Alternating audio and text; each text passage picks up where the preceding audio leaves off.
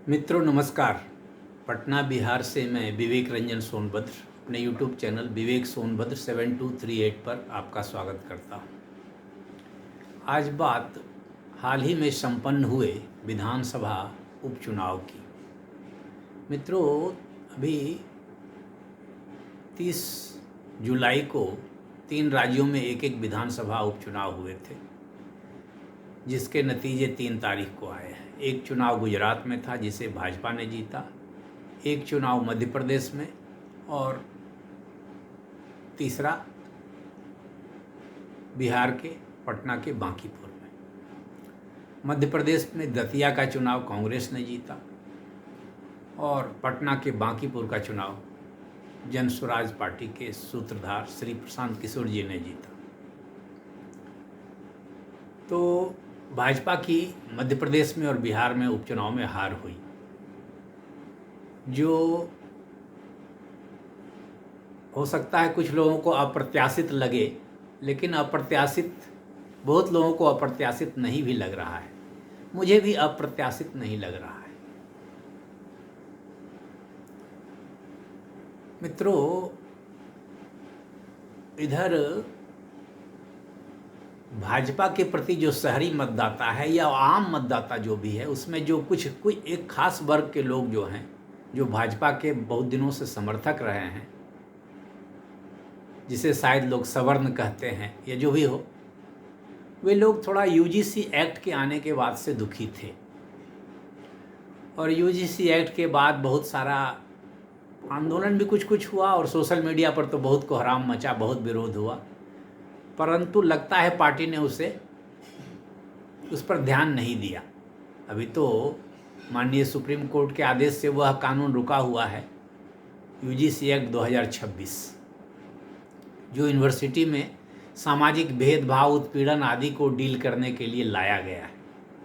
अब उस एक्ट के मेरिट में मैं नहीं जा रहा, लेकिन मुझे भी लगता है उस एक्ट के आने से भाजपा के जो समर्थक लोग थे, जो बहुत दिनों से समर्थक थे, वे दुखी थे, नाराज थे कह सकते हैं। तो इस चुनाव में उस बात की भी कोई न कोई भूमिका रही है। परिणाम आने से तो यह भी पता चल ही रहा है। पार्टी भी सोच रही होगी, जरूर सोच रही होगी, पार्टी को भी आत्मनिरीक्षण करना चाहिए। दूसरा एक मुद्दा यह भी था कि आप किसी भी व्यक्ति को उम्मीदवार बना देंगे तो वह जनता उसे मान लेगी, यह भी सोचने की बात है। जैसे मध्य प्रदेश के दतिया में नरोत्तम मिश्रा जी को इस बार भी टिकट नहीं मिला। वे वहाँ के लोकप्रिय नेता हैं और बहुत दिनों से भाजपा के बड़े नेता में से हैं, कई बार एमएलए बने हैं, मंत्री बने हैं। तो यह फैक्टर भी काम किया होगा, शायद पार्टी इसे समझेगी या समझ गई होगी या जो भी हो सोच विचार कर रही होगी, क्योंकि उनको टिकट न मिलने के बाद उपचुनाव में जो हुआ तो वहाँ विरोध हुआ था, हिंसा भी कुछ हुई थी, माने आगजनी आदि। तो पार्टी जरूर इन बातों को संज्ञान में ले रही होगी। बांकीपुर में ऐसे कार्यकर्ता को टिकट दिया गया जिनका कोई लोकप्रियता जिनकी नहीं थी, बहुत नए थे।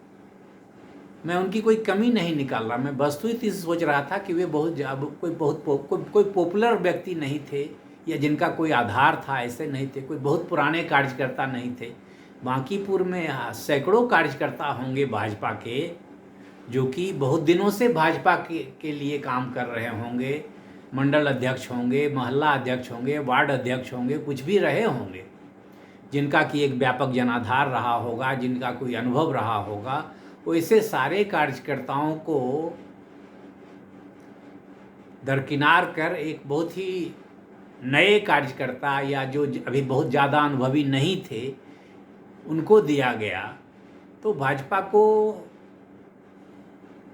पता नहीं किस आधार पर उनका सिलेक्शन हुआ, क्योंकि कार्यकर्ता तो सैकड़ों कार्यकर्ता भाजपा के थे जो उनसे ज़्यादा अच्छा बोलना जानते थे, जो अच्छा ज़्यादा उनसे जान पहचान अपने क्षेत्र में थी या उन्होंने कुछ कार्य किया होगा। तो ऐसे लोगों को दरकिनार कर इनको टिकट दिया जाना भी लगता है पार्टी को नुकसान दिया। और भी कई कारण हैं। यूजीसी एक्ट वाला गुस्सा तो मैंने बताया ही बताया। कुछ लोग कहते हैं कि भरत तिवारी का जो इनकाउंटर हुआ आरा के शाहपुर में, उसका भी असर पड़ा है।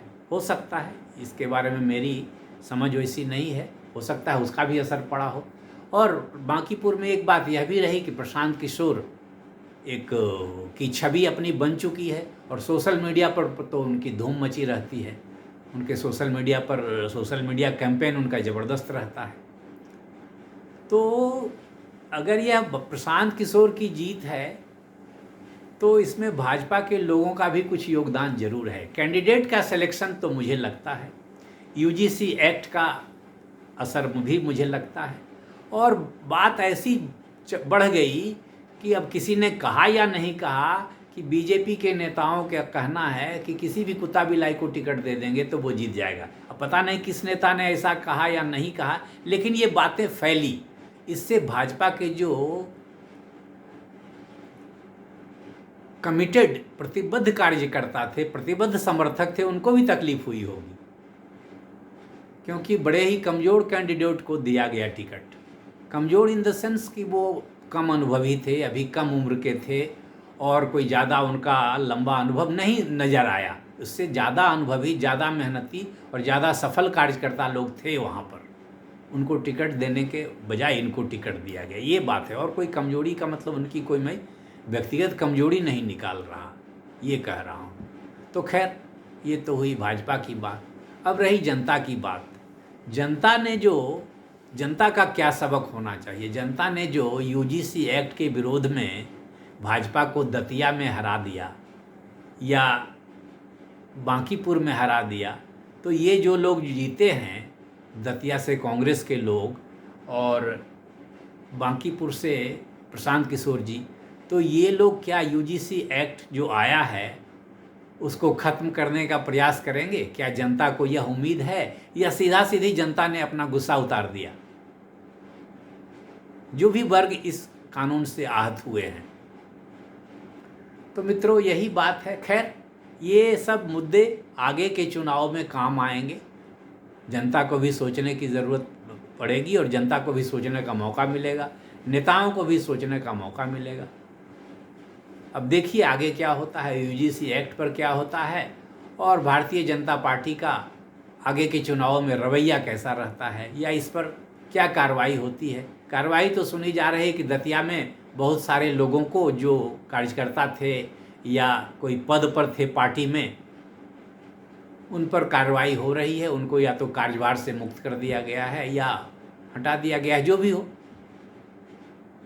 तो यही हो रहा है। अब आगे देखिए क्या होता है। चुनाव का यही मेरे समझ से मेरा अपना अनुभव और मेरा अपना विश्लेषण है। तो मित्रों, नमस्कार, धन्यवाद। आप इन सब चीज़ों पर क्या राय रखते हैं, क्या सोचते हैं? आप अपनी राय कमेंट बॉक्स में दीजिए, और वीडियो अगर पसंद आए तो लाइक करें, शेयर करें और चैनल को सब्सक्राइब करें।